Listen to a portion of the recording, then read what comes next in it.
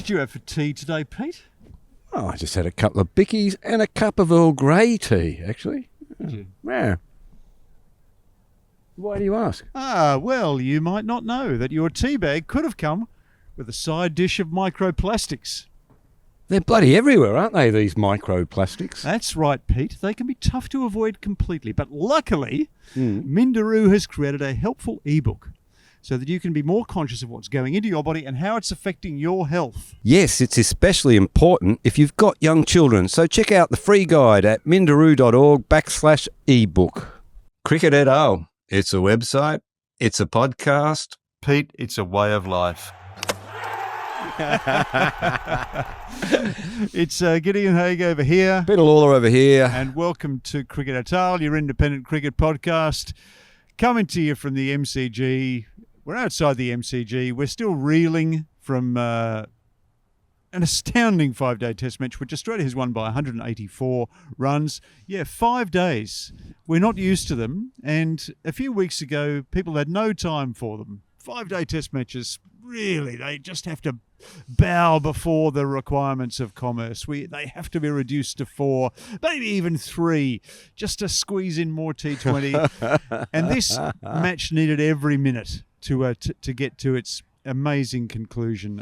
Australia now leads the Border Gavaskar Trophy 2-1. They've done their hopes of getting to the World Test Championship final to play against South Africa, who are now the other competitor. No harm at all.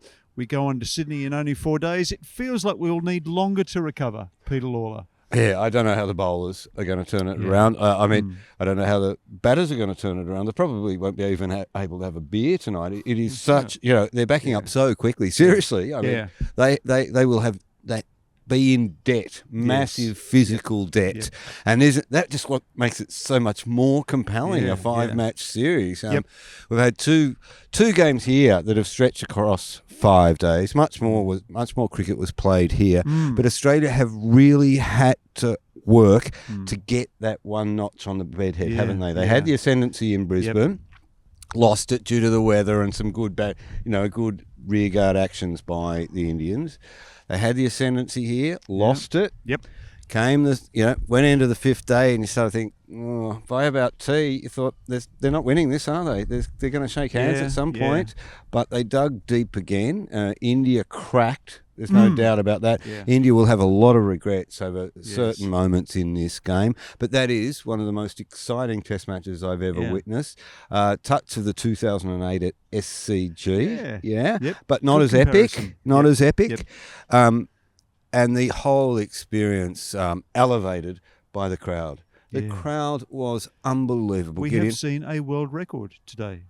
We've been part of a world record. I wonder if they're counting us. They probably are, actually. Do we count? I think we do.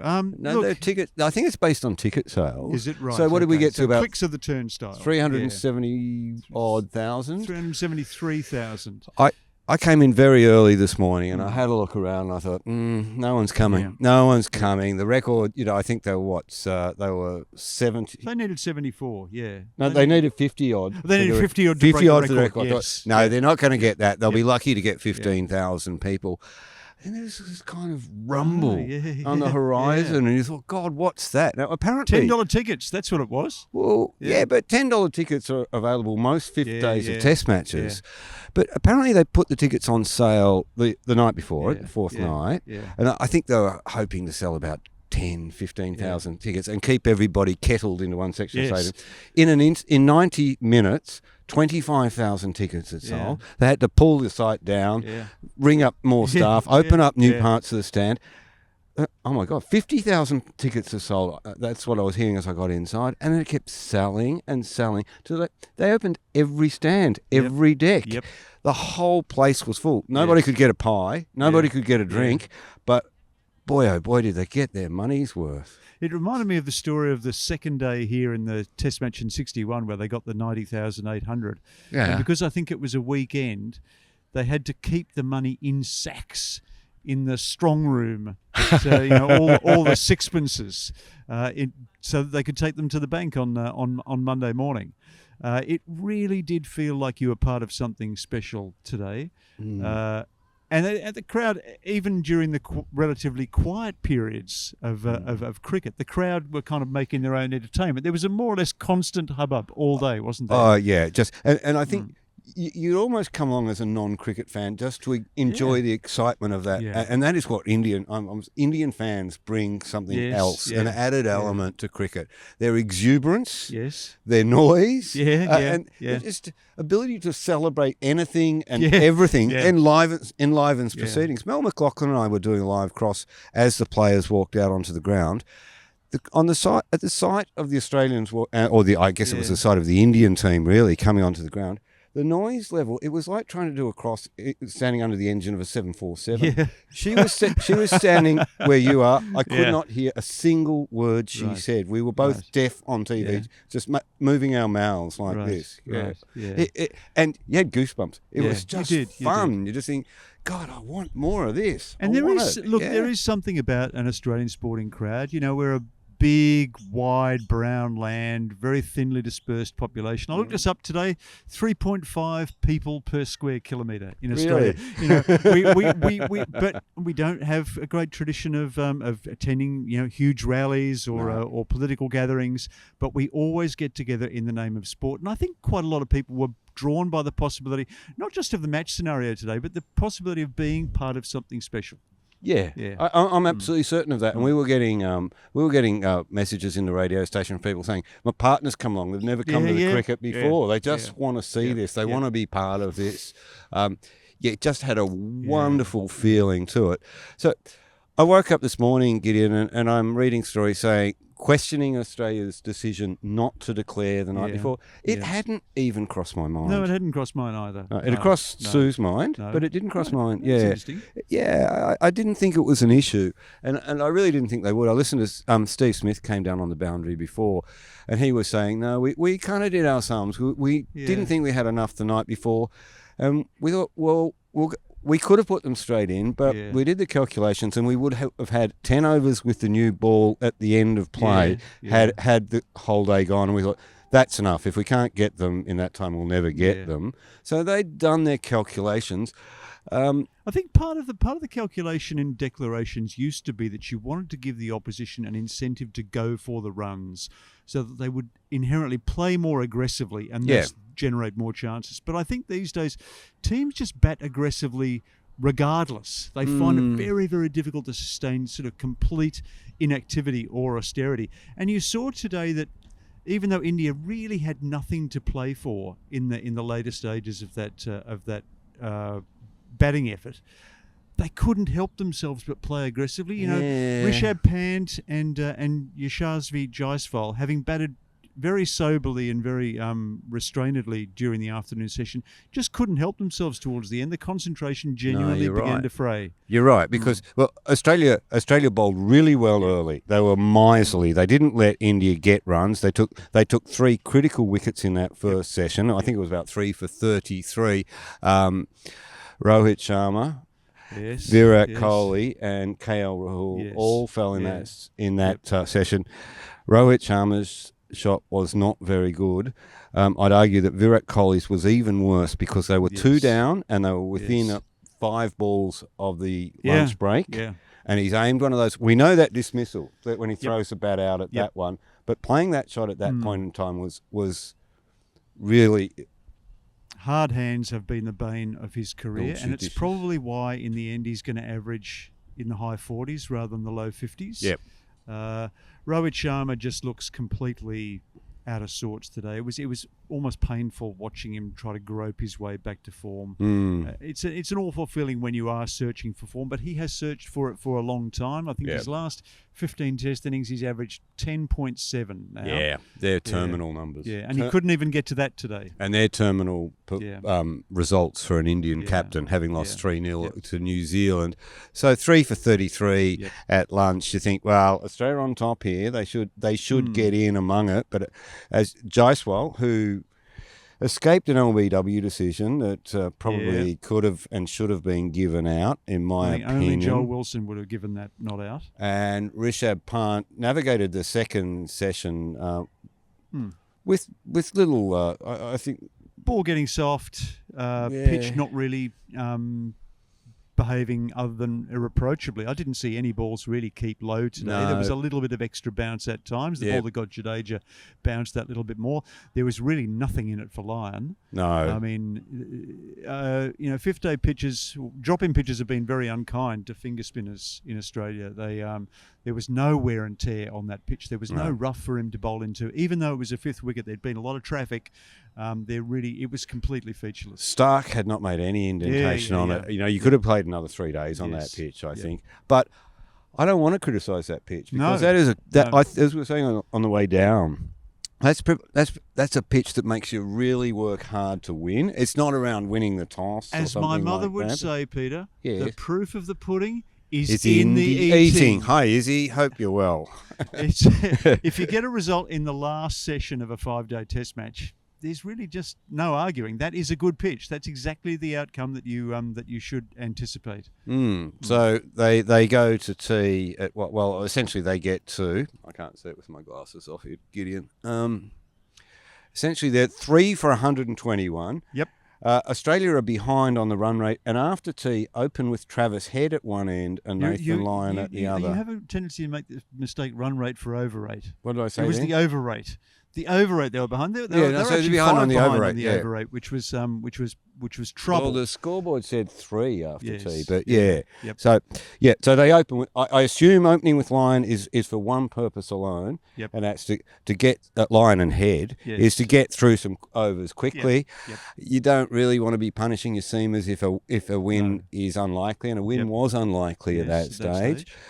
Head's operating from this end. Rishabh Pant has not played an expansive shot the whole match.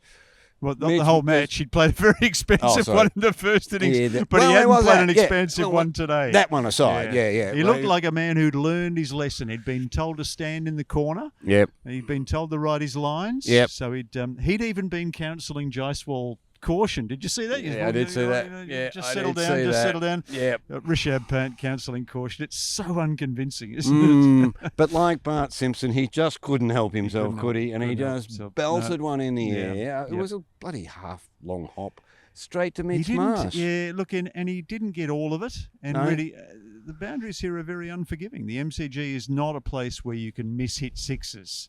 And Mitchell Marsh took a very good catch. Yeah, that was actually, at that point in the game, he'd earlier taken a good one to get rid of Rohit Sharma. So he does have something to remember this Test match about. Not much, but this was a very important intervention. And it's often the case that when one end opens, it's an opportunity for an aggressive side to charge through. So Head was immediately relieved, and there was a period of play where all of a sudden Australia surged. Didn't they? Yeah. Now, Pete, we all love to see a beer snake emerging in the crowd at a cricket match, but what happens once all that plastic is discarded? Well, Gids, it all has to end up somewhere, doesn't it? And unfortunately, the research has shown that a lot of that plastic is ending up inside our bodies. That's not good. So what can we actually do about it? Well, it might not be possible to rid yourself from plastics completely, but you can start by ditching single-use plastics like plastic bottles and bags and swapping them for reusable options. And they bowled really well. They caught really well. Yep. Steve Smith's 2 catches, you loved them. Incredible catch. That he caught Nitish Kumar Reddy at slip today. Poor old Reddy played for the turn. There was no turn there, and Smith has that. Smith's dropped a few gobbers this year, hasn't he? Yeah, the easy ones he's dropped. But he gets the hard ones, and that was, I don't know how he got 2 hands to that catch today, let alone one. But he's dived to his left. He's anticipated the edge. He's seen that the ball's not turning. He knows that the outside edge is in the game. He knows that there is the potential for him to be distracted by Alex Carey. Carey actually does a very good job, I think, of keeping his body compact as a keeper, though, which is something they used to say of Alan Knott, because Alan Knott was quite small. Oh yeah, it's a good observation. Yeah, and he kept his pads rooted. His footwork was so good. Carey's the same. Smith kind of knew that ball was going to the left. He seemed to move slightly before the edge carried to him, and he got there, and that can be the difference between winning and losing, isn't it? I can't see Rohit Sharma take a catch like that, No. slip off Jadeja, but Smith snaffled this one. Always been a fine slipper. Really. Beautiful slipper, beautiful slipper, beautiful fielder anywhere, frankly. Yeah. And later, of course, he caught Jasprit Bumrah diving forward. It was a good catch, I reckon. Back at that first was dropping slip, on him. probably where he belongs, I think. He scooped that up. Akashdeep was caught off. Well, actually, let's talk about those two dismissals, Deeps and Jaiswal's. They might be subject to some dispute. How did you see the Jaiswal out, first of all? It was a fascinating one, wasn't it? Yeah. So this is the short ball from Pat Cummins, the off cutter, really. Yep. He's attempted the hook. It's gone through. The Australians are absolutely and totally convinced that he's out. Yeah. Cummins is celebrating the wicket with his mates. They're all high-fiving. Yeah. The umpire hasn't given it, has it? No. It goes upstairs. There is no hotspot in this game. There is only ultra edge, which may otherwise be known as snicko or whatever. Because the ICC won't pay for hotspot. They won't. They expect they expect the broadcasters to pay for it, and the broadcasters say we're paying enough already. It's your game. You do it. Goes upstairs. Ultra edge has hearing problems. It's not the first time in this series. Good way to put it. Yeah, wearing earmuffs, possibly. Yes. Detects nothing. Like we watch the replay over and over and think, oh, yep, he's got that. Yes. Go to Ultra Edge, there's nothing there. Yeah. Then they look over and over and over again at the replay. Various angles of the replay. The one from side on, it wasn't obvious that the ball was hitting the bat. But when you looked head on, you could see the deviation. You could see the deviation. And when they put the ball later, when they put the ball tracker on, there was clear deviation off the bat. They made a decision upstairs that it's out. It's a very good argument to say that they didn't have enough information to give that out to overturn the umpire's decision. You know, there was no noise detected. No. You couldn't say for 100% that it looked. Bat and ball got together. Yeah, from one angle, I think you could always see a deviation, and it couldn't have come from anywhere else but the bat. It probably came just off the bat splice, or maybe off the glove. But I mean, it wasn't huge. But the fact that you don't know, that's true. That tells you, you know. But it was the right decision. There's no doubt in my mind that he made contact with that ball. And I think the one obvious wrong decision was the shot.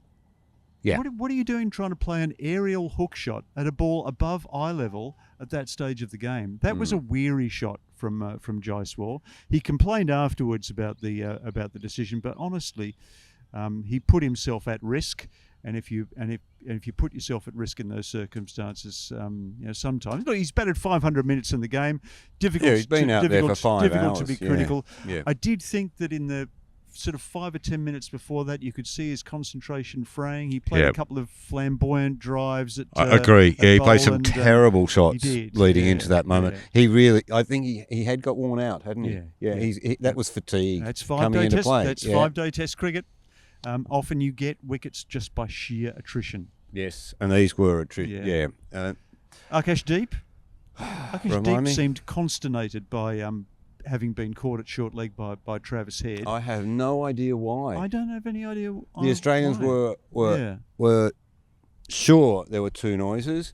Usman Khawaja's running around saying two noises. They're sure he's out. The replay seems to suggest there's an edge. And if you watch it, there is a red mark on the bat after the ball passes. Who needs snicko when you've got a red mark on the edge of the bat?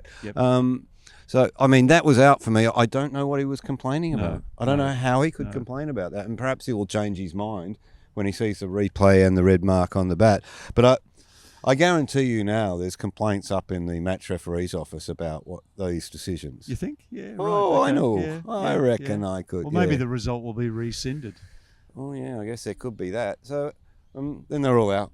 Australia won. They're all out. Yep. Siraj was the last wicket out to Nathan Lyon. Great moment. Circle of fielders around. You've got to love that, don't you? You've got to love that. Yeah. And you've got to love the Australian celebration too. You know, it's great to win a test match in 2 or 3 days, but there's something about the pent-up emotion of 5 days of cricket that I think made that Australian celebration particularly I agree. excited. I agree, Yeah. and I'm factoring in the experience up in Brisbane as well, Yeah, which yep, they didn't get a result yep. from. So it might have been a 10-day test. They've worked 10 days to get this result. Well put. One of the best test matches I've seen, Gideon Haig. One of the best. Absolute best. Yeah. And one of the best test match experiences too. That Absolutely. crowd, the whole situation. The crowd has come. This would have been a very good test match with half the crowd. Yeah. But to be part of the total experience, the 360-degree experience of being at the MCG, sort of re-establishing itself as the world's premier cricket ground. Well, I mean, I know that Narendra Modi Stadium is larger, but this felt larger, didn't it? This felt more generous. This felt more welcoming. This felt more of the people, genuinely of the people, by the people, for the people. Well, the MCG only works when there's people in it, and people showed up. You know, there was an average of about 70,000 people a day, more than that, 75 perhaps. And you need that there. Yeah. You know, you need that to give it some sort of ambience. It's broken a record that stood since 1936-7. Yeah. That is absolutely staggering. Ridiculous. Not since the days of Bradman have crowds come in such masses to Melbourne. And they told us that. Yeah. Well, they did. They did tell us, but we didn't listen. We didn't believe them. So Test match cricket, eh? And a 5-test series. Never catch on. Never catch on. No. We should talk a little bit about Jasprit Bumrah. Oh, yes, we should. We must acknowledge This must be Jasprit one of the Bumrah's greatest brilliance. performances ever on a losing side, because he looked at stages absolutely unplayable. He picked up his 5th wicket today to complete 9 in the match. The batsmen were never secure against him. It's only a matter of trying to survive against him. You cannot prosper, can you? Yep. Unless you're some lunatic teenager who hits him over the head. Look, Akashdeep I think has emerged as a potentially bright prospect for India this summer. I think Mohammad Siraj has bowled well at times, but I think they've really missed Mohammad Shami. That capacity for maintaining the pressure at the other end, it has left Bumrah to do a job solo. What did your Yarra's teammate say about Bumrah? You find out. I'll look it up on the team WhatsApp. I have been very entertained by my teammates today who have been watching this very closely. Yarra's D Saturday has been saying, one of our boys says, feel for Bumrah, poor cunt probably has to pack the team's bags and make sure they're on the bus and bring the balls to training too. Thanks, Marty. Yes, well put. Good. Couldn't have put it better. Outstanding. And he deserves an audience like that for performances like that. I mean, we're blessed to have watched him. He's as good as I've ever seen. He doesn't have the drama of the great fast bowlers. I probably said that last night. You know, it's not when he's at the top of the mark. You know, the whole crowd's not running in with him because it's that little hop step and a jump and hop step jump wang. Yep. You know, you can't actually get engaged in his approach to the wicket. But the performance, he's the. I think he's probably the best I've seen. He's not the most exciting to watch. He's just so precise. It's so different. It's so different. Yeah. That smile, that eerie, that sort of sometimes slightly eerie smile that he has, as though he's just smiling to himself, that the game's entirely on his terms and he'll dispose of the batsman when he feels like I it. love that look he gave when he knocked out Nathan Lyon's middle stump to end the Australian innings, and he just stood there as Lyon had it off and, surveyed the damage that he'd done. Another thing we need to acknowledge in this match is, without Australia's tail end batters, they would not have won this game. Now, Nathan Lyon in that second innings, Pat Cummins in both innings. His batting's been outstanding. He's man of the match in this Test match. I should reinforce for his generalship bowling and batting. And he is providing a lot of good innings with the bat that are so important to Australia. But the Nathan Lyon knock too was critical last night, and Boland staying with him. Well done to the tail. Yes. Yep. And that can make all the difference. Who else can we talk? Nitish Kumar Reddy. What an astounding innings this was. He's looked capable of playing that kind of innings all summer, given the opportunity. He got the promotion in this game. He's taken advantage of it. Washington Sundar kept him company. Washington Sundar, again, looked a very fine player. I think probably will end up more of a batter than a bowler. He's got a fantastically polished technique. He's got excellent temperament. He was left not out at the close today. He's made a great contribution to this game. J.S. 82 and 84. Yeah. Yep. That's pretty consistent effort, isn't it? He probably deserved 100, didn't get them there, but he deserves hundreds. He's a great cricketer, that 24-year-old. And let's go back to that very first morning. It seems a long time ago now when Constus Mania swept Australia. Oh, that's so last week. That is so last week. Wow. But he was still in evidence today. He still kind of catches the eye, doesn't he? He's not shy, He's Gideon. not shy. He upset J.S. when he was under the lip there. Yeah. And Smith was saying, Smith was asked about him at the end there by Ricky Ponting, and he said, he's a lunatic. So God knows what that dressing room's like with Marnus in there and with him in there. Yeah. And he never shuts up, apparently. Yeah. And then, of course, and Smith's 140. Yeah, it was a great innings. Yep. Yeah, he's a very happy man. Smith goes to the SCG now within about 40 runs of 10,000. Yes. In previous years, Alan Border and Steve Waugh brought up their 10,000th run at the SCG. It's the only venue in cricket where two players have brought up 10,000 runs. Yep. And if things go according to plan, 3 players will have done it next week. Lot to look forward to, Gideon Haigh. A lot to look forward to. We need a rest. I met a bloke in the lift who said, "Oh damn, should have worn my Cricket at L t-shirt. First day I haven't worn it." And he told me that he'd worn it to 6 and out. Yeah. And it got lots of comments. Oh, I'm sure. He said, I'm sure. Yeah. Yeah. No, very positive comments. Okay, very nice fellow. I didn't catch his name. Good to know. Anyway, subscribe to cricketatl.com, the website. Our pieces are already up. They are. Of course they are, because we file on deadline. That's what we do. That's what we do. Slots drop straight into your inbox within minutes of the result. You can get the finest cricket writer in the world and his mate. We need time to recuperate.